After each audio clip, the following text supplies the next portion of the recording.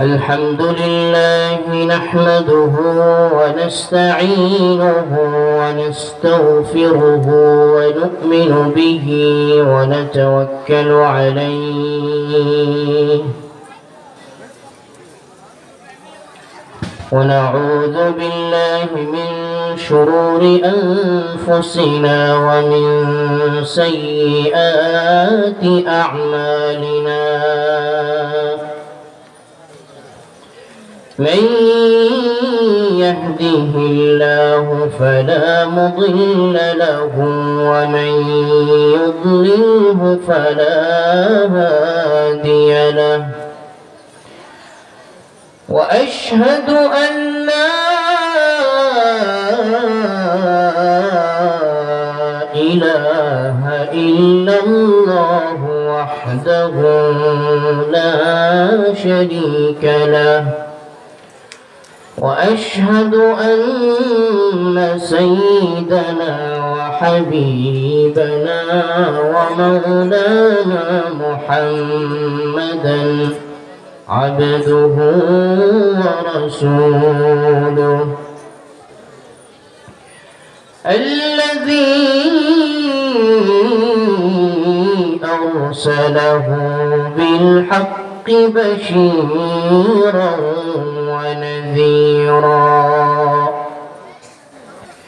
وداعيا إلى الله بإذنه وسراجا وقمرا منيرا فقد قال الله تعالى في كلامه المجيد وفرقانه الحميد أعوذ بالله من الشيطان الرجيم بسم الله الرحمن الرحيم إن الله وملائكته يصلون على النبي يا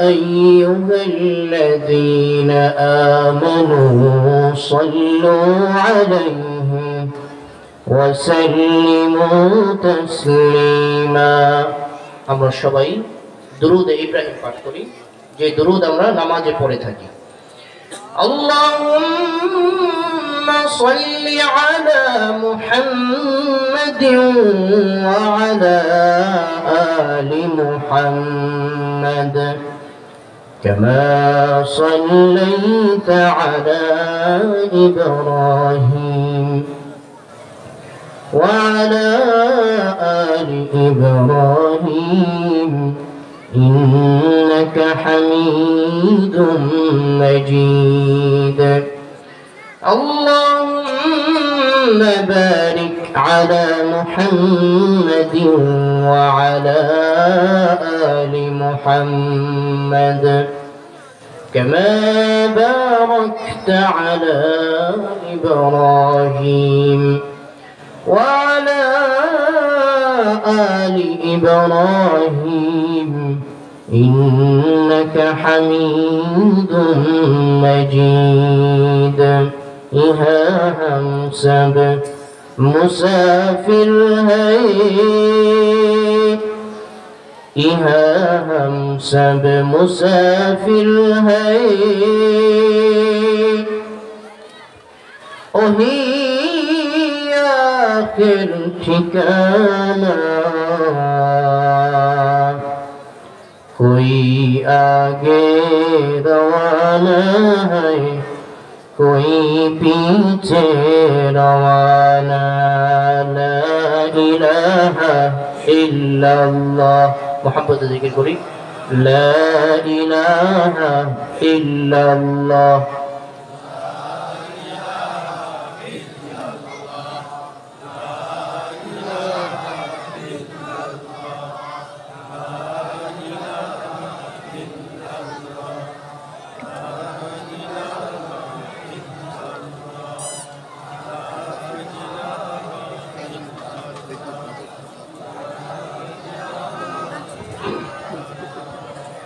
لا إله إلا الله لا إله إلا الله لا إله إلا الله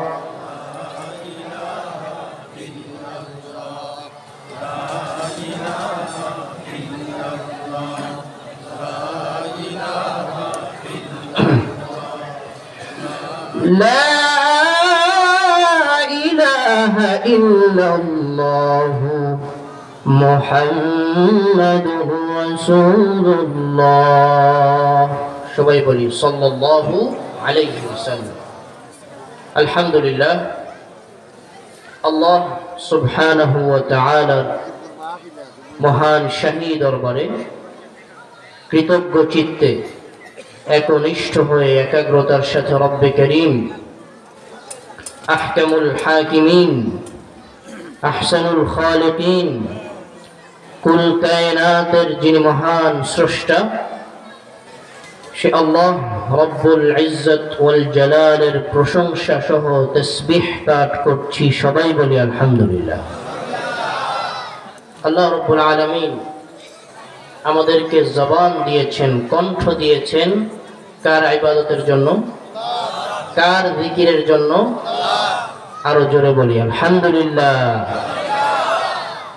দুরুদ ও সালাম বর্ষিত হোক আফতাবে নবুয়ত শাহিনশাহ রিসালাত খাতামুন নবিয়্যিন সাইয়্যিদুল মুরসালিন রাহমাতুল লিল আলামিন आक़ाए नामदार मदीना का ताजदार साक़िए कौसर शफ़ीअ महशर सय्यिदुल कौनैन शफ़ीउल मुज़निबीन क़ाइदुल मुस्लिमीन सृष्टिर सेरा सर्वश्रेष्ठ महामानव आमादेर प्रिय रसूल जाके आमरा आमादेर जीवनेर चाइतेও बेशी भालोबासी जनाबे मुहम्मदुर रसूलुल्लाह সাল্লাল্লাহু আলাইহি ওয়াসাল্লামের প্রতি কোন ব্যক্তি যদি আল্লাহর রাসূলকে তার জীবনের চাইতেও বেশি ভালো না বাসে সে পরিপূর্ণ মুমিন হতে পারে না। অত্যন্ত দুঃখের বিষয়, আজ বাংলাদেশে দ্বিতীয় স্বাধীনতার পরেও কিছু নাস্তিক মুরতাদ আল্লাহ এবং আল্লাহর রাসূলকে গালি দেয়। পরিষ্কার ভাষায় বলছি, আমরা আমাদের রাসূলকে জীবনের চাইতে বেশি ভালোবাসি।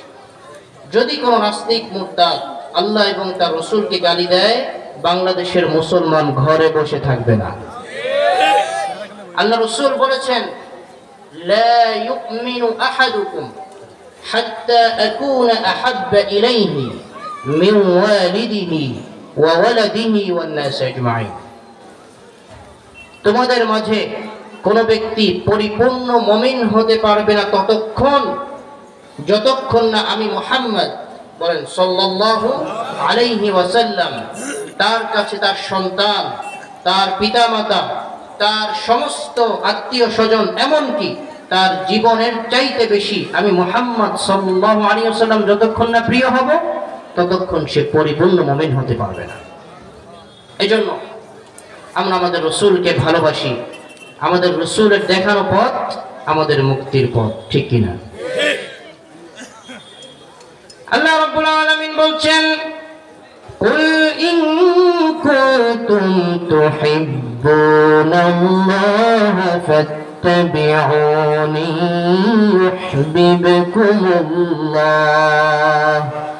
ওয়া ইয়াগফির লাকুম যুনুবাকুম ওয়াল্লাহু গফুরুর রহিম। জোরে বলি আল্লাহু আকবার। আল্লাহ বলছেন, হে নবী, আপনি মানব জাতিকে জানিয়ে দিন, যদি তোমরা আল্লাহকে ভালোবাসো তাহলে আমি রাসূলের অনুসরণ করো। যদি আমি রাসূলের অনুসরণ করো, আল্লাহ তোমাদেরকে ভালোবাসবেন। সুবহানাল্লাহ বলবেন না? আল্লাহর ভালোবাসা পেতে হলে আমাদেরকে কার অনুসরণ করতে হবে? রাসূলের অনুসরণ করতে। শুধু তাই নয়, কোন ব্যক্তি যদি আল্লাহ রাসূলের জীবন আদর্শকে অনুসরণ করে ইউহিব্বুকুমুল্লাহ। এক নম্বর, আল্লাহ আপনাকে ভালোবাসবেন। আল্লাহ যদি আপনাকে ভালোবাসেন, দুনিয়া আখিরাতে আপনার কোনো টেনশন আছে? কোনো চিন্তা আছে? দুই নম্বর, ওয়ায়াগফির লাকুম যুনুবাকুম, আপনার সমস্ত গুনাহ আল্লাহ রাব্বুল আলামিন ক্ষমা করে দিবেন। এজন্য আমাদের রাসূলকে ভালোবাসতে হবে। সাহাবায়ে কেরাম আল্লাহ রাসূলকে নিজেদের জীবনের চাইতেও বেশি ভালোবাসতেন। হযরতে ওমর ইবনে খাত্তাব রাদিয়াল্লাহু আনহু, আমিরুল মুমিনিন, খলিফাতুল মুসলিমিন, যিনি অর্ধ পৃথিবী শাসন করেছিলেন, হযরতে ওমরের ছেলে ইবনে ওমর রাদিয়াল্লাহু আনহুমা, তিনি মসজিদে নববীর মাদ্রাসায় ভর্তি হয়েছেন। সাথে হযরতে হুসাইন রাদিয়াল্লাহু আনহু, যিনি সাইয়্যিদা শাবাবে আহলিল জান্নাহ, বলেন না সুবহানাল্লাহ, যুবকদের জান্নাতের সর্দার, তিনিও মাদ্রাসায় ভর্তি হয়েছেন, ছোট্ট মানুষ। হযরতে ইবনে ওমর রাদিয়াল্লাহু আনহু এবং হযরতে হুসাইন দুইজন একসাথে মাদ্রাসায় পড়ছেন। হযরতে হুসাইন একটি কলম নিয়ে ফেলে দেন, আর ইবনে ওমরকে বলেন তুমি এটা নিয়ে আসো। ইবনে ওমর এনে দিয়েছেন, আবার কলম একটা ফেলে দিয়েছেন, এটা নিয়ে আসো। আবার এনে দিয়েছেন, আবার ফেলে দিয়েছেন, নিয়ে আসো, এনে দিয়েছেন, আবার ফেলে দিয়েছেন। এবার বলতেছে আমি কি তোমার চাকর? অনিচ্ছাকৃত পড়ে গেলে আমি তোমার কাছ থেকে তোমাকে সহযোগিতা করার জন্য নিয়ে আসতাম, তুমি ইচ্ছা করে ফেলে দিয়ে আমাকে আনতে বলতেছো? তা হুসাইন বলতেছেন আনতা আবদুন ওয়া ইবনু আবদিক, তুমি শুধু চাকর না, তুমি শুধু গোলাম না, তুমি গোলামের বাচ্চা গোলাম। আল্লাহু আকবার। হযরতে ওমর হচ্ছেন অর্ধ পৃথিবীর শাসক, তৎকালীন শাসকের ছেলেকে হুসাইন বলছে চাকর, চাকরের বাচ্চা চাকর। ইবনে ওমর খুব গরম হয়ে গেলেন, মাদ্রাসা থেকে চলে গেলেন, ছোট মানুষ তো, বাবার কাছে গিয়ে বললেন বাবা আমি আর মাদ্রাসায় পড়বো না। মাদ্রাসায় কেন পড়বে না? হুসাইন তো আমাকে এই কথা বলেছে। ঠিক আছে, হুসাইন তো আল্লাহ রাসূলের নাতি, হযরতে আলীর সন্তান, হযরতে আলী তৎকালীন চিফ জাস্টিস, প্রধান বিচারপতি, তার সন্তানের বিচার তো এইভাবে করা যাবে না, জুমার দিন ভরা মজলিসে বিচার হবে। এবার জুমার দিন হযরত ওমর ইবনে খাত্তাব বললেন ইয়া হুসাইন তাআল, ইয়া ইবনে ওমর তাআল, আসো। দুইজনকে ডাকা হলো, হুসাইনকে জিজ্ঞেস করা হলো তুমি কি সত্যি ইবনে ওমরকে আনতা আবদুন ওয়া ইবনু আবদিক বলেছো? হুসাইন বলল অবশ্যই বলেছি। কেন বলেছো? হযরত হুসাইন বলছেন ইয়া ওমর, হে ওমর, আপনি বুকে হাত দিয়ে বলেন তো আপনি আমার নানার গোলাম ছিলেন না? আল্লাহু আকবার। বুকে হাত দিয়ে বলেন আপনি আমার নানার গোলাম ছিলেন না? হযরত ওমর বাচ্চা সন্তানের মতো কাঁদতে শুরু করলেন আর বললেন হে হুসাইন, আপনি আমাকে যেই কথা বললেন যে আমি আল্লাহ রাসূলের গোলাম ছিলাম, খাদেম ছিলাম, আপনি কি খাতায় এটা লিখে দিতে পারবেন, সাইন করে দিতে পারবেন? হ্যাঁ পারবো। খাতা আনা হলো, তিনি সাইন করে দিলেন। হযরত ওমর ভরা মজলিসে ওসিয়ত করলেন আমি যখন মারা যাব আমার কাফনের কাপড়ের সাথে এটা ঢুকিয়ে দিবা। যখন ফেরেশতা প্রশ্ন করবে মান হাযার রাজুলুল্লাযী বুইসা ফীকুম, এই ব্যক্তিকে কি চিনো যাকে তোমাদের মাঝে পাঠানো হয়েছিল রাসূল করে? তখন আমি উত্তর দিব আমি তো এই ব্যক্তির খাদেম ছিলাম। বলেন না সুবহানাল্লাহ। তার ওয়ারিসের স্বাক্ষর, আমি তার পাশে শুয়ে আছি। সুবহানাল্লাহ।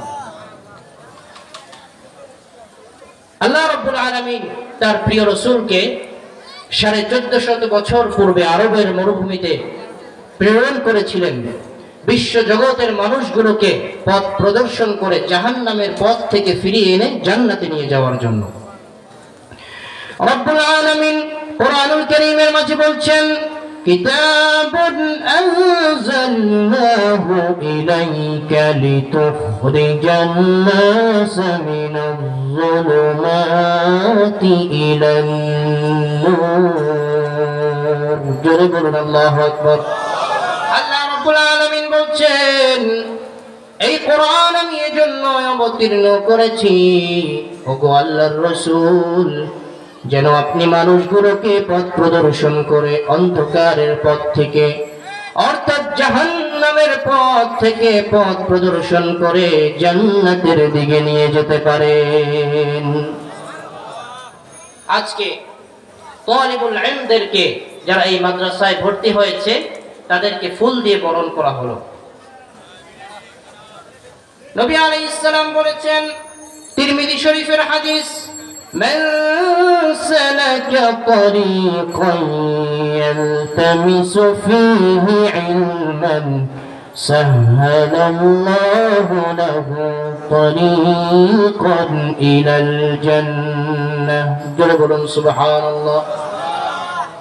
যে ব্যক্তি ইলমে দ্বীন অর্জনের উদ্দেশ্যে ঘর থেকে বের হয়েছে, এখনো হাফেজ হয় নাই, আলেম হয় নাই, কায়দা পড়ে নাই, আমপারা কোরআন শরীফ কিছুই পড়ে নাই, শুধু ঘর থেকে বের হয়েছে, আল্লাহ রাব্বুল আলামিন তার জন্য জান্নাতের পথকে সহজ করে।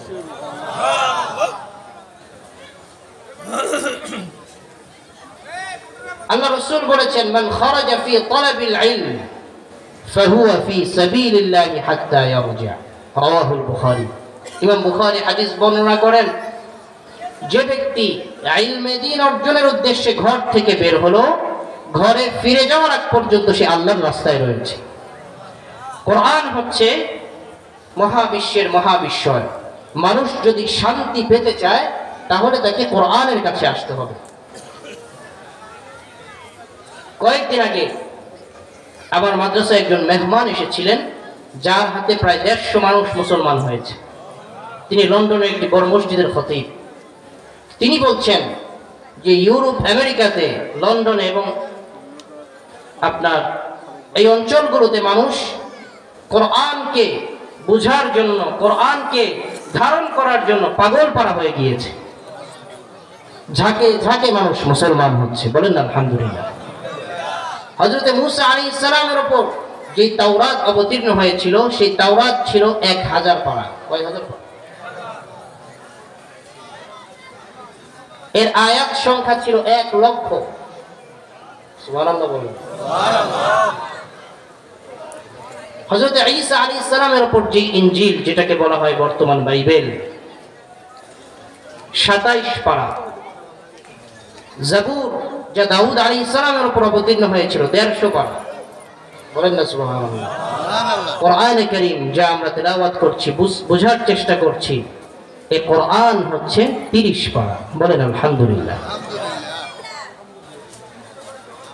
কোরআনে কারীম একটি মহাবিশ্বের মহাবিশ্বয়, এক আজীব কিতাব, ইজাজুল কোরআন, অলৌকিক এক কিতাব।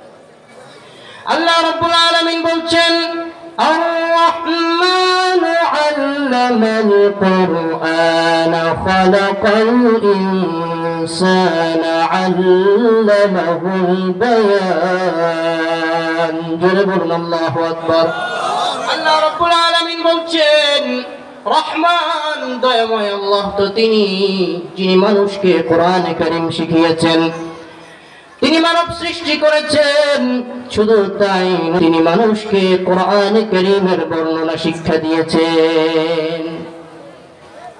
আল্লাহ হচ্ছেন তিনি রহমান, যিনি মানুষকে কোরআন শিখিয়েছেন। তার মানে হচ্ছে রহমান দয়াময় আল্লাহর সবচেয়ে বড় দয়া হচ্ছে তিনি মানুষকে কোরআন দান করেছেন। কোরআনের শব্দের দিকে লক্ষ্য করুন, আল্লাহ বলছেন আল্লামাল কোরআন। আল্লাহ মানুষকে কোরআন শিখিয়েছেন, তার মানে হচ্ছে কোন মানুষ চাইলে কোরআন শিখতে পারবে না। আল্লাহ যাকে কোরআন শিখাবেন শুধুমাত্র সেই ব্যক্তি কোরআন শিখতে পারবে। বলেন না সুবহানাল্লাহ। এরপরে আল্লাহ বললেন খালাকাল ইনসান, তিনি মানব সৃষ্টি করেছেন। বলুন তো, মানুষের শিক্ষা আগে নাকি সৃষ্টি আগে? কথা বলেন, শিক্ষা আগে না সৃষ্টি আগে? শিক্ষা আগে, সৃষ্টি আগে। আগে মানুষের জন্ম হবে, এরপরে সে শিখবে। কিন্তু আল্লাহ রাব্বুল আলামিন আগে মানুষের শিক্ষার কথা বলে পরবর্তীতে মানব সৃষ্টির কথা কেন বললেন? ইমাম ফখরুদ্দিন রাজি রাহিমাহুল্লাহ তাফসীরে কবীরের মাঝে লিখেছেন, আল্লাহ রাব্বুল আলামিন প্রথমে কোরআন শিক্ষার কথা বলে পরবর্তীতে মানব সৃষ্টির কথা এজন্য বলেছেন যে মানুষ ততক্ষণ পর্যন্ত প্রকৃত মানুষ হয় না যতক্ষণ না সে কোরআনের শিক্ষায় শিক্ষিত হয়। এজন্য আমাদের সন্তানদেরকে কোরআন শিখাতে হবে। ডক্টর মরিস বুকাইলি, যিনি একজন মহাবিজ্ঞানী ছিলেন, তিনি দেখলেন কোরআনে কারীমের মাঝে আল্লাহ রাব্বুল আলামিন বলছেন, যালিকাল কিতাবু লা রাইবা ফীহ। জোরে বলুন আল্লাহু আকবার। এই কোরআনের মাঝে কোনো সন্দেহ সংশয়ের অবকাশ নাই। কেউ কোরআনের কোনো ভুল ধরতে পারবে না।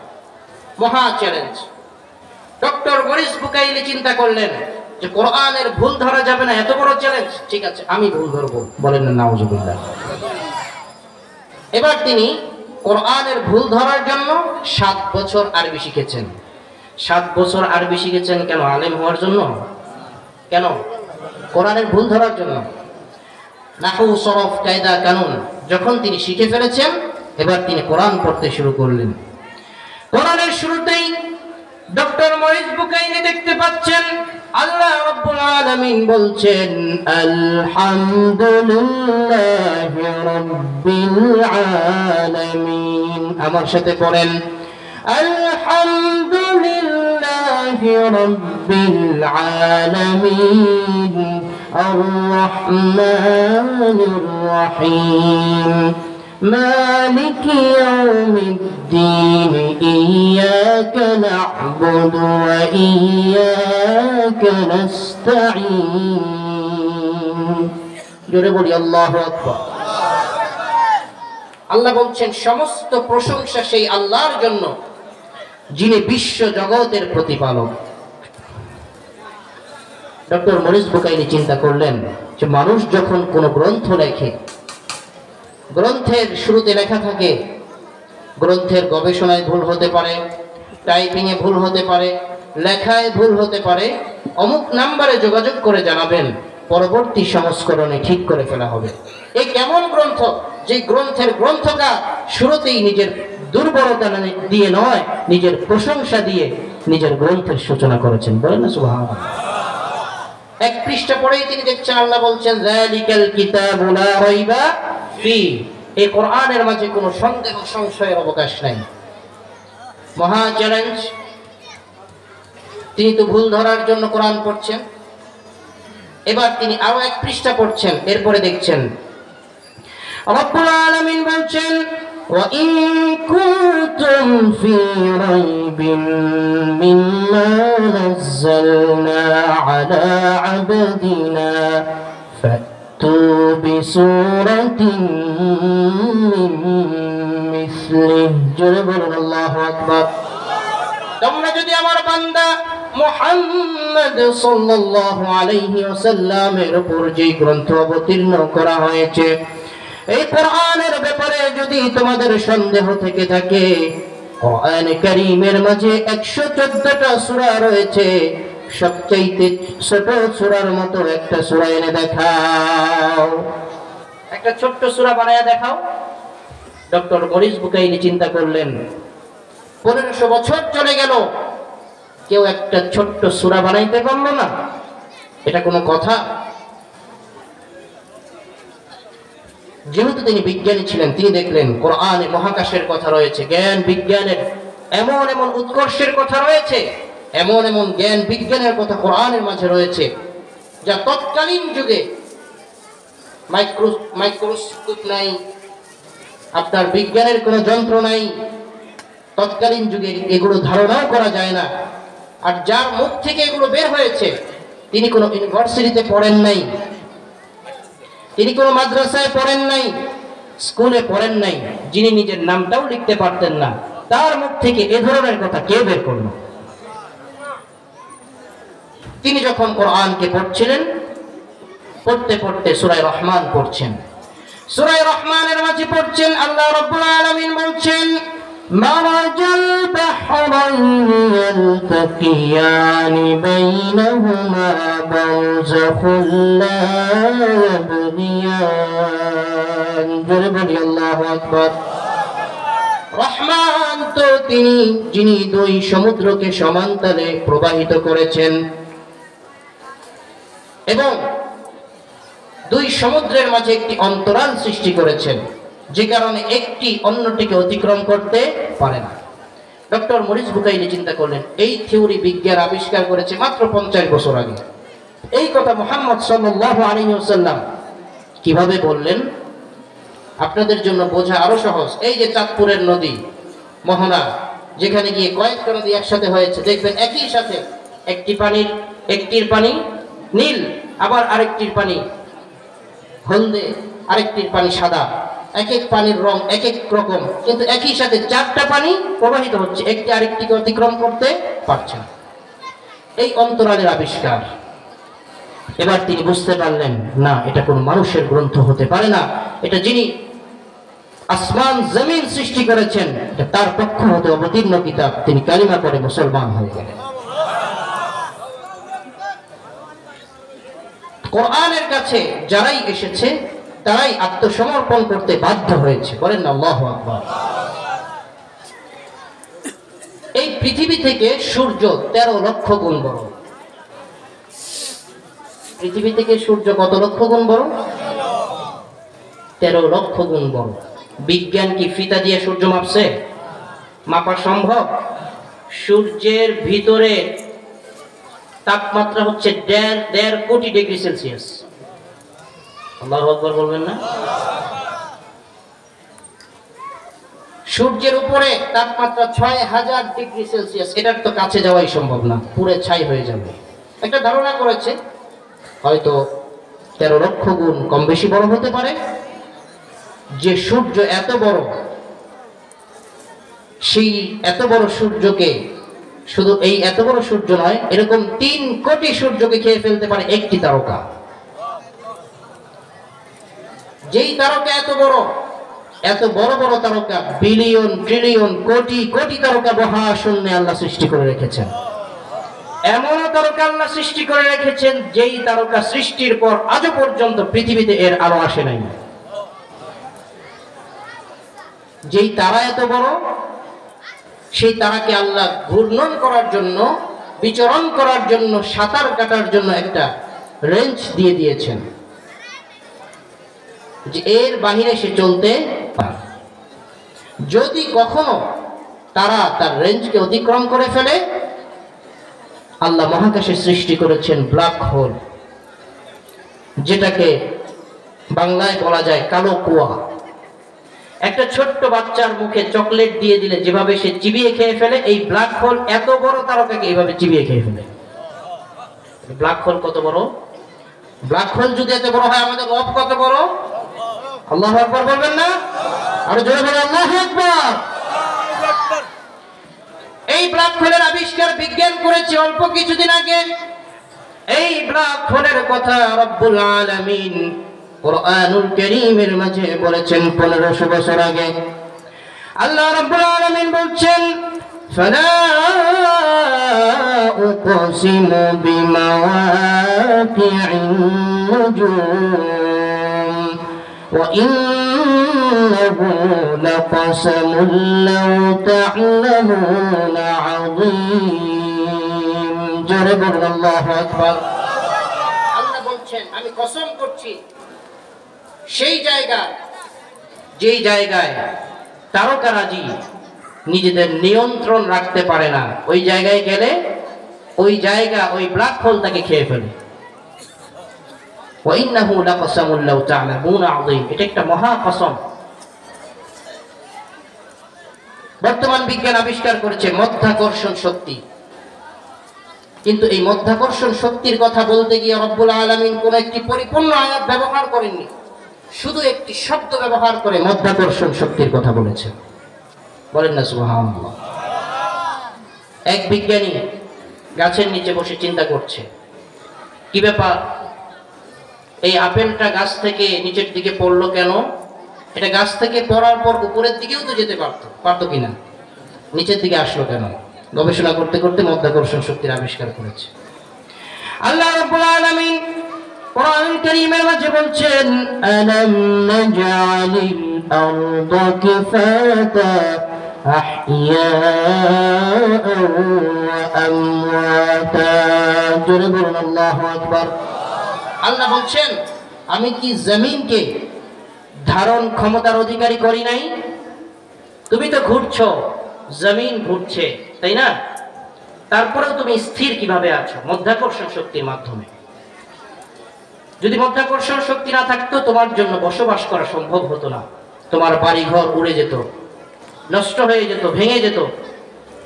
আল্লাহ রাব্বুল আলামিন দয়া করে জমিনকে এমন ভাবে সৃষ্টি করেছেন যে জমিন তোমাকে ধরে রাখছে। বলেন না সুবহানাল্লাহ। জমিনকে যখন আল্লাহ সৃষ্টি করেছিলেন তখন জমিন থরথর করে কাঁপছিল। আল্লাহ রাব্বুল আলামিন পানির উপর জমিনকে সৃষ্টি করেছেন। যখন জমিন থরথর করে কাঁপছে, জমিনকে স্থির করে দেওয়ার জন্য রব্বুল আলামিন পাহাড়কে সৃষ্টি করলেন। সুবহানাল্লাহ বলবেন না? আল্লাহ বলছেন ওয়াল জিবাল আওতাদা, আমি পাহাড়কে তিলক রূপে, প্যারাক রূপে সৃষ্টি করেছি। পাহাড় আল্লাহর রহমত, এজন্য পাহাড় কাটতে হয় না। অনেকে পাহাড় কেটে ফেলছে, ভূমিকম্প বেশি হবে যদি পাহাড় কেটে ফেলা হয়। আল্লাহ রাব্বুল আলামিন, আপনি যখনই আপনার রবকে ডাকবেন আল্লাহ আপনার ডাকে সাড়া দিয়ে দিবেন। বলেন না সুবহানাল্লাহ। হযরত আইয়ুব আলাইহিস সালাম অসুস্থ হয়ে পড়লেন, সারা গায়ে পোকায় ধরেছে। শুধু সারা গায়ে নয়, পোকা ধরতে ধরতে তার জিহ্বার মাঝে পোকা ধরেছে। মানুষ তাকে তার গ্রাম থেকে বের করে দিয়েছে, বের করে বনবাসে পাঠিয়ে দিয়েছে। তার সন্তান, সন্ততি, ধন সম্পদ সব চলে গেছে, শুধুমাত্র তার স্ত্রী তার সাথে ছিল। সুবহানাল্লাহ বলবেন না? 10 বছর হাতের মাঝে পোকা, পায়ের মাঝে পোকা, সারা গায়ে পোকা, তারপরও স্ত্রী তাকে ছেড়ে যায় নাই। এরকম স্ত্রী এখন আছে? বাসায় যেয়ে বলবেন যে পানি দাও, গ্লাসে আছে, জগে আছে, ঢেলে খাও। আমি গাড়ি হেরাতে যখন উঠলাম 5000 ফিট উঁচা, সুবহানাল্লাহ বলবেন না, যেখানে কোরআন অবতীর্ণ হয়েছে, আমি উঠতে গিয়ে 3 বার মনে হয়েছে যে আমার দম বন্ধ হয়ে যাবে, দম মনে হয় বের হয়ে যাবে, কালিমা পড়ে ফেলছি, এরকম লাগছে আমার কাছে। আল্লাহ রাসূল সাল্লাল্লাহু আলাইহি ওয়াসাল্লাম যখন গাড়ি হেরাতে উঠতেন তখন তো সিঁড়ি ছিল না, উনি কিভাবে উঠতেন? সেখানে বসে ধ্যান করতেন, ইবাদত করতেন, মুরাকাবা করতেন, নামাজ পড়তেন, তাসবিহ তাহলিল আদায় করতেন। হযরতে খাদিজা আল্লাহ রাসূলের কেমন স্ত্রী, যিনি দিনে একবার, সন্ধ্যায় একবার, প্রতিদিন 2 বার এই 5000 ফিট উপরে উঠে তার জন্য খাবার নিয়ে যাইতেন। সুবহানাল্লাহ। এক সাহাবী, এক লোক, সে চিন্তা করছে আমি যদি সাহাবীদের যুগে আসতাম, আমি আল্লাহ রাসূলকে নিজের জীবনের চাইতে বেশি ভালোবাসতাম। শুধু তাই না, সাহাবীদের চাইতে বেশি ভালোবাসতাম। এটা তার মনের একটা আবেগ, সে আশিকে রাসূল। তো সে এই চিন্তা করে ঘুমাইছে, স্বপ্নে দেখতেছে আল্লাহ রাসূল একটা গাড়ি দিয়ে যাচ্ছে। বাস্তবে দেখতেছে না স্বপ্নে দেখতেছে? আপনারা আমার কথা বুঝতেছেন? স্বপ্নে দেখতেছে যে আল্লাহ রাসূল একটা গাড়ি দিয়ে যাচ্ছে। তো হঠাৎ করে মাঝখানে একটা খাত, যেহেতু সে আল্লাহ রাসূলের আশিক, সে এই খাত বন্ধ করার জন্য কলা গাছ খুঁজতেছে, দাও খুঁজতেছে যে কলা গাছ কেটে কেটে এটা যদি বন্ধ করে দেওয়া যায় আল্লাহ রাসূলের গাড়িটা চলে যাবে, কোনো অসুবিধা হবে না। এই কথা চিন্তা করতে করতে তিনি দেখলেন 2 জন লোক, আল্লাহ রাসূলের সাহাবী, নিজেরা এসে এই খাদের মধ্যে শুয়ে পড়ছে। আল্লাহ রাসূল গাড়ি দিয়ে খাদ পার হয়ে গেছেন, তাদের উপর দিয়ে লোকগুলো মারা গেছে। তখন তিনি চিন্তা করলেন, আহারে, আমি আল্লাহ রাসূলকে ভালোবাসি, তবে নিজের জীবন ঠিক রেখে। তো এই সাহাবায়ে কেরাম আল্লাহ রাসূলকে ভালোবাসতেন নিজের জীবন দিয়ে। কোরআনকে যে সম্মান করবে, আল্লাহ রাব্বুল আলামিন তার নামটি গুনাহগারের খাতা থেকে কাটিয়ে নিয়ে ওলির খাতায় নাম লিখিয়ে দিবেন। তারিখের গ্রন্থে একজন ব্যক্তির ঘটনা পাওয়া যায়, নাম হচ্ছে বিশরে হাফি আবুল বাশার। নাম কি? আবুল বাশার বিশরে হাফি। এই আবুল বাশার মদ খাইতো, বড় মদখোর ছিল। গুনাহ, কবিরা গুনাহ, এমন কোন গুনাহ নাই যা সে করতো না। একদিন রাস্তা দিয়ে মদ খাইতে যাচ্ছে, বন্ধুদের সাথে আড্ডা দিতে যাচ্ছে। রাস্তার মাঝে দেখতেছে একটা কাগজ পড়ে আছে, কাগজের মাঝে কি যেন লেখা, আরবি লেখা, পড়তে পারতেছে না। তো আরবি লেখাটা নিয়ে সে তার মায়ের কাছে গেছে। মা খুব আল্লাহওয়ালা ছিলেন। মা তাহাজ্জুদে খুব কান্না করতেন, আল্লাহ আমার সন্তানটাকে আপনি হেদায়েত দিয়ে দেন। সম্ভবত মায়ের দোয়া কবুল হয়ে গিয়েছিল। মা যখন সন্তানের জন্য দোয়া করে, সেই দোয়া কবুল হওয়ার মাঝে, আল্লাহর মাঝে আর এই দোয়ার মাঝে কোনো পর্দা থাকে না, ডাইরেক্ট কবুল হয়ে যায়। বলেন না সুবহানাল্লাহ। এই জন্য মার কাছ থেকে দোয়া নেওয়ার চেষ্টা করো। এবার বিশ্বে হাফি বলতেছে, মা এই কাগজে কি লেখা দেখো তো, আরবি লেখা মনে হইতেছে। বলতেছে, বাবা এই কাগজের মধ্যে আল্লাহ তাআলার 3টা নাম লেখা। কয়টা নাম লেখা? আল্লাহ, রহমান, রহিম, অর্থাৎ এর মাঝে বিসমিল্লাহির রহমানির রহিম লেখা। বলতেছে, মা এই কাগজে বিসমিল্লাহির রহমানির রহিম লেখা, এই কাগজটা নিচে পড়েছিল, মানুষ পাড়াচ্ছিল, আল্লাহর 3টা নাম লেখা। ঠিক আছে, এই কাগজটাকে সুন্দর করে তিনি পরিষ্কার করলেন, আতর গোলাপ মেখে সুন্দরতম একটা জায়গায় রেখে সারা রাত এটার দিকে তাকিয়ে আছে। শেষ রাতে আবুল বাশারের দিকে কেউ যেন বলছে, হে আবুল বাশার, আমার নামকে তুমি সম্মান করেছো, এজন্য গুনাহগারের লিস্ট থেকে তোমার নাম কেটে ওলির খাতায় তোমার নাম লিখিয়ে দিলাম। আবুল বাশার বিশরা হাফি পৃথিবীর বিখ্যাত ওলি হয়েছিলেন কোরআনকে সম্মান করার কারণে। তাফসীর আনোয়ার কোরআনের মাঝে মুসান্নিফ আলাইহির রাহমা লিখেছেন, কোন বাচ্চা যখন মাদ্রাসায় ভর্তি হয়, যখন ওস্তাদ তাকে বিসমিল্লাহির রহমানির রহিম শিখায়, বিসমিল্লাহির রহমানির রহিমের মাঝে হরফ আছে 19টি। হরফ আছে কয়টি? 19টি। জাহান্নামের ফেরেশতা 19 জন। আল্লাহ বলছেন আলাইহা 19।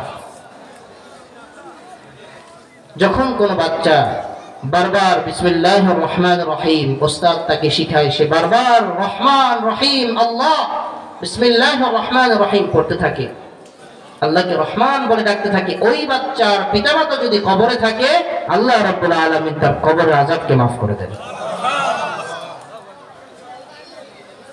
বলছিলাম হযরত আইয়ুব আলাইহিস সালাম, ওনার স্ত্রী ওনাকে ছেড়ে যাননি, অসুস্থ হয়ে পড়লেন। হযরত আইয়ুব আলাইহিস সালাম আল্লাহর কাছে দোয়া করলেন। রব্বুল আলামিন সেই ঘটনা কোরআনুল কারীমের মাঝে বলছেন, সূরাতুল আম্বিয়া, ওয়া আইয়ুবা ইয নাদা রাব্বাহু আন্নী মাসসানিয়াদ-দুররু ওয়া আনতা আরহামুর রাহিমিন। জোরে বলুন আল্লাহু আকবার। আল্লাহ বলছেন, আইয়ুব যখন অসুস্থ হয়ে পড়ল, সে বলল, হে আল্লাহ আমি অসুস্থ, ওয়া আনতা আরহামুর রাহিমিন, অথচ আপনি রহমান। হযরত আইয়ুব বলেন নাই, হে আল্লাহ আমি অসুস্থ, আমাকে সুস্থ করে দেন। আইয়ুব আলাইহিস সালামের দোয়ার টেকনিক দেখেন। আইয়ুব বলতেছেন, হে আল্লাহ আমি অসুস্থ, অথচ আপনি রহমান। আপনার রহমান নামের সাথে আমার অসুস্থতা তো যায় না। আপনি রহমান হয়ে আমি অসুস্থ কিভাবে হই? সুবহানাল্লাহ বলবেন না? আল্লাহ রাব্বুল আলামিন বলছেন, ফাস্তাজাবনা লাহু ফাকাশাফনা মা বিহি মিন দুর ওয়া আতাইনাহু আহলাহু ওয়া মিসলাহুম মা'আহুম রাহমাতাম মিন ইনদিনা ওয়া যিকরা লিল আবিদিন। জোরে বলুন আল্লাহু আকবার। আইয়ুব আলাইহিস সালাতু ওয়াস সালাম যখন অসুস্থ হয়ে আল্লাহ রাব্বুল আলামিনকে রহমান বলে ডাক দিয়েছে, আল্লাহ বলছেন, আইয়ুব আমাকে রহমান বলে ডাক দিতে দেরি হয়েছে, আমি তার ডাকে সাড়া দিতে দেরি করি নাই, সাথে সাথে আমি তার ডাকে সাড়া দিলাম। উলামায়ে কেরাম এই মজলিসে আছেন, এজন্য বলছি, আল্লাহ কালামুল্লাহ শব্দের দিকে লক্ষ্য করুন, ফাস্তাজাবনা লাহু, ফাউত তাকিব, অর্থাৎ আইয়ুব আমাকে রহমান বলে ডাক দিল, আমি তার ডাকে সাড়া দিতে দেরি করি নাই। তার অসুস্থতা দূর করে দিলাম, তার সন্তান সম্পদ সবকিছু ফিরিয়ে দিলাম। শুধু তাই নয়, এগুলো তো দিয়েছি, আরো দ্বিগুণ তাকে বাড়িয়ে দিয়েছি। মানুষ যখন বিপদে পড়ে যায় তখন তার ডাক কেউ যদি না শুনে, শুনেন কে? আরো আসতে বলেন কে? হযরত ইউনূস আলাইহিস সালাতু ওয়াস সালাম মহা বিপদে পড়ে গেলেন, মাছের পেটে চলে গেলেন। আল্লাহ রাব্বুল আলামিন সেই ঘটনা কোরআনে বলছেন, وَذَنَّانِ إِذْ ذَهَبَ مُغَاضِبًا فَظَنَّ أَن لَّن نَّقْدِرَ عَلَيْهِ فَنَادَىٰ فِي الظُّلُمَاتِ أَن لَّا إِلَٰهَ إِلَّا أَنتَ سُبْحَانَكَ।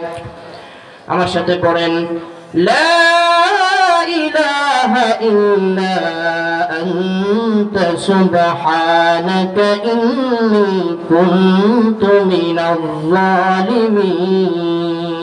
জোরে বলুন আল্লাহু আকবার। একে তো সমুদ্রের অন্ধকার, সমুদ্রের তলদেশে আরো আছে কি?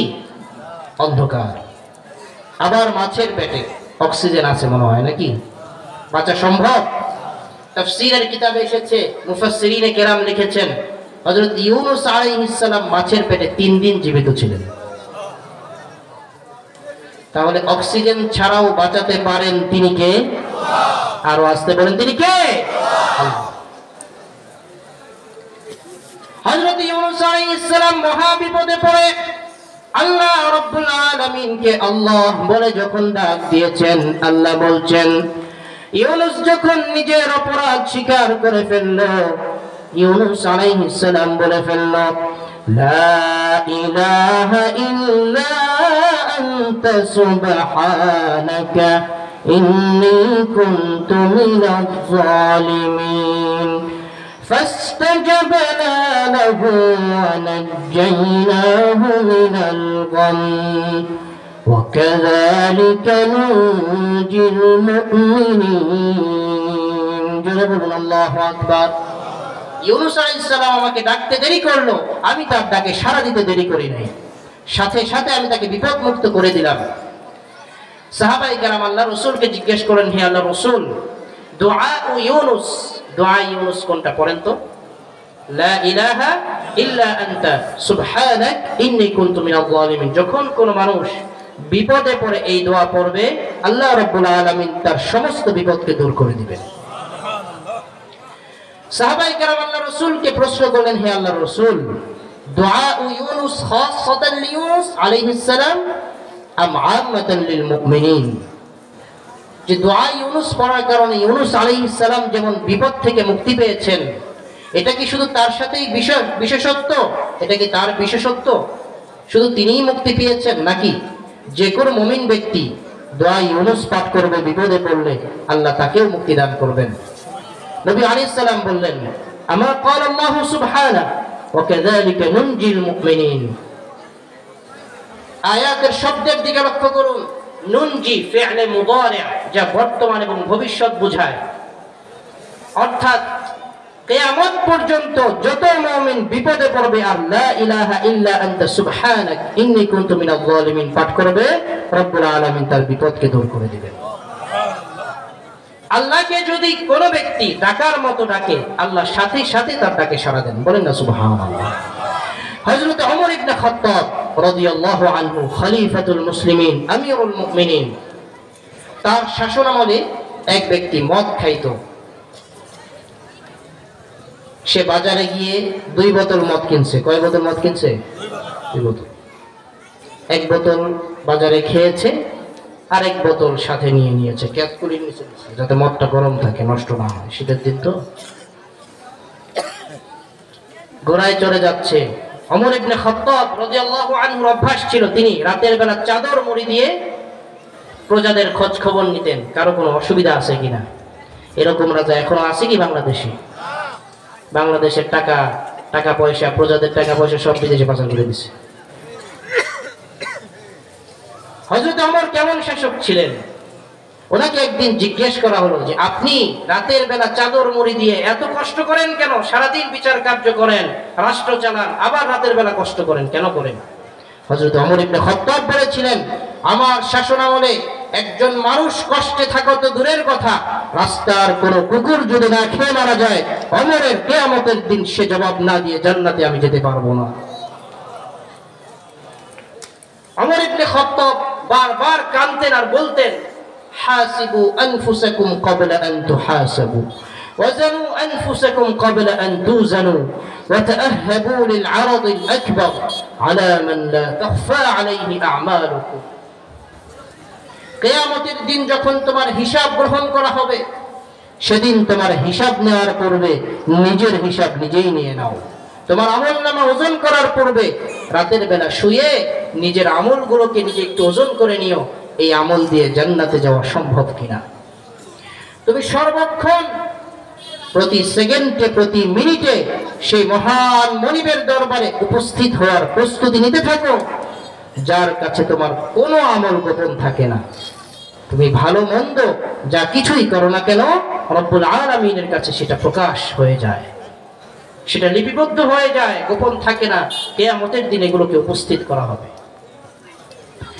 আল্লাহ রাব্বুল আলামিন বলছেন, ওয়া কুল্লু ইনসানিন আলজামনাহু তায়িরাহু ফি উনুকিহি ওয়া নুখরিজু লাহু ইয়াওমাল কিয়ামাতি কিতাবান ইয়ালকাহু মানশুরা اقرأ كتابك كفى بنفسك اليوم عليك حسيبا।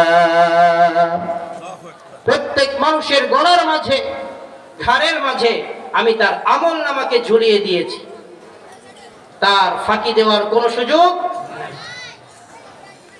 কিরামান কাতিবিন ইয়ালামুনা মা তাফআলুন, যা কিছুই করবে সব কিছু নোট করা হচ্ছে, পরবর্তীতে এগুলো ভিডিও আকারে তোমার সামনে পেশ করা হবে। সুবহানাল্লাহ বলবেন না? কিয়ামতের দিন ব্যক্তির আমলনামা কিতাব আকারে তার সামনে পেশ করা হবে। তাকে বলা হবে, তোমার হিসাব নিকাশ, তোমার আমলনামা তুমিই পাঠ করো। আজ হিসাব নেওয়ার জন্য বাহিরের মানুষ সাক্ষীর প্রয়োজন নাই, তুমিই তোমার হিসাব নেওয়ার জন্য যথেষ্ট। আমলনামা দেখে ব্যক্তি কিয়ামতের দিন বলবে, মা লিহাযাল কিতাব লা ইউগাদিরু সাগীরা ওয়ালা কাবীরাতান ইল্লা আহসাহা। আল্লাহু আকবার। এই ব্যক্তি বলতে থাকবে, এই কেমন আমলনামা, যে আমলনামার মাঝে ছোট বড় কোনো জিনিস বাদ যায় নাই, প্রত্যেকটা জিনিস এর মাঝে লিপিবদ্ধ করা হয়েছে। আল্লাহ রাব্বুল আলামিন কিয়ামতের দিন মানুষকে যখন প্রশ্ন করতে থাকবে, মানুষ তখন মিথ্যা কথা বলতে থাকবে, না আমি জুলুম করি নাই, অন্যায় করি নাই, কোরআনের মাহফিল বন্ধ করি নাই, অথচ করেছে কিনা? গত বছর তো কথাই বলা যায় নাই মাহফিলে। কথা বলতে গেলে হুজুর এইটা বলবেন, ওইটা বলবেন না, ওইটা বললে কিন্তু সমস্যা আছে। এখন তো আলহামদুলিল্লাহ আমরা মন খুলে কথা বলতে পারি, ঠিক কিনা? কোনো চিন্তা করতে হয় না। আল্লাহ আমাদের বাংলাদেশে ইমারতে ইসলামিয়া প্রতিষ্ঠিত করে দেন, বলেন আমিন। আমাদের প্রত্যেকের উলামায়ে কেরামের বেশি বেশি দোয়া করা দরকার, ইত্তেফাক হওয়া দরকার। আল্লাহ রাব্বুল আলামিন সূরা ইয়াসিনে বলছেন, اليوم نختم على أفواههم وتكلمنا أيديهم وتشهد أرجلهم بما كانوا يكسبون। জোরে বলুন আল্লাহু আকবার। রব্বুল আলামিন বলছেন, মানুষ যখন জিজ্ঞাসাবাদ করার পরে মিথ্যা কথা বলতে থাকবে, আল্লাহ রাব্বুল আলামিন তার জবানের মাঝে মোহর মেরে দিবেন, মুখ আর কথা বলতে পারবে না। হাত সাক্ষ্য দিবে, পা সাক্ষ্য দিবে, অঙ্গ প্রত্যঙ্গ গুলো সাক্ষ্য দিতে থাকবে। কোনো কিছু আল্লাহ রাব্বুল আলামিনের কাছে আর গোপন করা যাবে না। আমাদের প্রত্যেককে মৃত্যুবরণ করতেই হবে, কেউ বাঁচতে পারবো না। বাঁচা সম্ভব? কেউ বাঁচতে পেরেছে? বাঁচা সম্ভব না। তো বলছিলাম, আল্লাহকে যখন আমরা ডাকবো, আল্লাহ সাথে সাথে আমাদের ডাকে সাড়া দিবেন। তো এই মদখোর যখন ওমরের শাসন আমলে ওমরের সামনে দিয়ে যাচ্ছে, হযরত ওমর রাতের বেলা ডাক দিয়েছে, এই দাঁড়াও, মদ খেয়ে আসছে না, মাতলামি তো আছে। ওমরের ডাক শুনে তার মাতলামি চলে গেছে। সুবহানাল্লাহ বলবেন না? বুঝতে পারছে এটা সাধারণ মানুষের ডাক না, এটা আমিরুল মুমিনিন খলিফাতুল মুসলিমিন ওমর ইবনে খাত্তাবের ডাক। এবার সে খুব স্ট্রং হয়ে গেল। জি খলিফা, কিছু বলবেন? কোথায় যাও? তো মার জন্য দুধ নিয়ে যাচ্ছে। ওমর বলতেছে, কই দুধ কোথায়, দাও তো দেখি দুধ। ওর তো কলিজা শুকায় গেছে। ওমরের হাতে যদি আমার মত পড়ে, সে তো আমার উপর হদ কায়েম করবে, মদের যে বিধান, যে শাস্তি, এটা আমার উপর কায়েম করবে। আমাকে তো সে মারতে মারতে মেরে ফেলবে। সে তখন গোপনে আল্লাহকে ডাক দিল, হে আল্লাহ, আজ যদি আপনি ওমরের হাত থেকে আমাকে বাঁচাতে পারেন, আপনার নামে শপথ করে বলছি আর কোনোদিন মদ খাবো না। এই ব্যক্তি ক্যাটকুলির নিচ থেকে মদের বোতলটা বের করে ওমরের কাছে দিয়েছেন। ওমর দেখে বলতেছেন, মাশাআল্লাহ, দুধ তো গরম আছে, ঠিক আছে তুমি যাও। সুবহানাল্লাহ বলবেন না? এই ব্যক্তি মাতাল ব্যক্তি বলছে, ওমর আমি এখন সত্য কথা বলছি, আল্লাহর কসম, এটা মদ ছিল, এটা দুধ ছিল না। এই মাত্র আল্লাহ এটাকে দুধ বানিয়ে দিয়েছেন। সুবহানাল্লাহ বলবেন না? মুহূর্তের মাঝে যিনি মদকে দুধ বানাতে পারেন, তিনি আমাদের রব। আল্লাহ আমাদের খালিক, আল্লাহ আমাদের মালিক, তিনি আমাদের রব, তিনি আমাদের সব। আল্লাহ রাব্বুল আলামিন বলছেন, أفحسبتم أنما خلقناكم عبثا وأنكم إلينا لا ترجعون جربنا الله أكبر হে বান্দা, তোমরা কি মনে করেছো আমি তোমাদেরকে অনর্থক সৃষ্টি করেছি? না না, অনর্থক সৃষ্টি করি নাই। আল্লাহ বলছেন, আমি তোমাদেরকে কেন সৃষ্টি করলাম?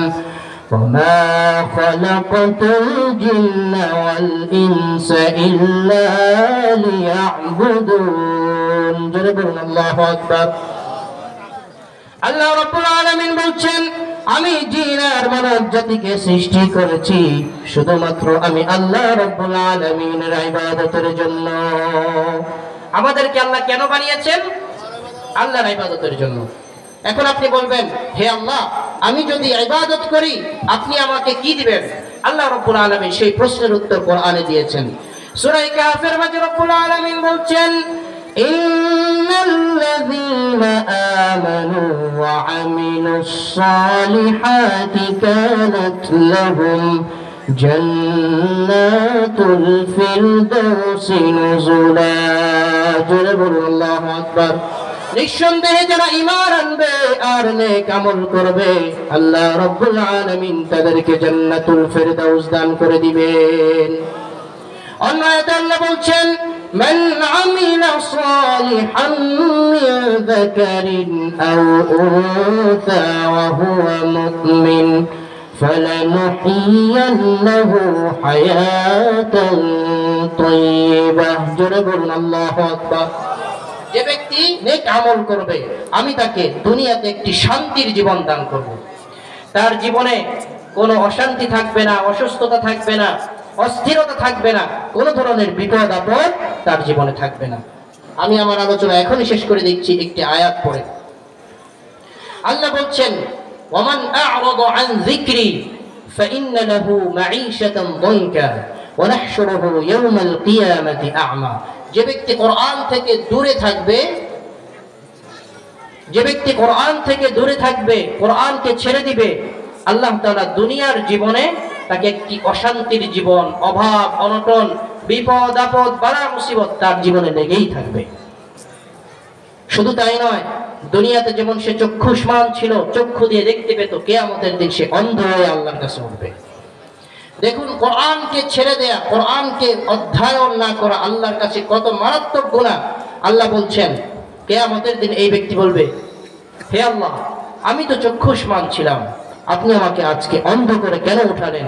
আল্লাহ বলবেন, তোমার সামনে কাযালিকা আতাতকা আয়াতুনা ফানাসিতাহা ওয়া কাযালিকা আল-ইয়াওমা তুনসা, তোমার সামনে আমার আয়াতগুলো গিয়েছিল, আয়াতগুলো ছিল, কোরআন ছিল, তুমি আমার কোরআনকে দেখো নাই।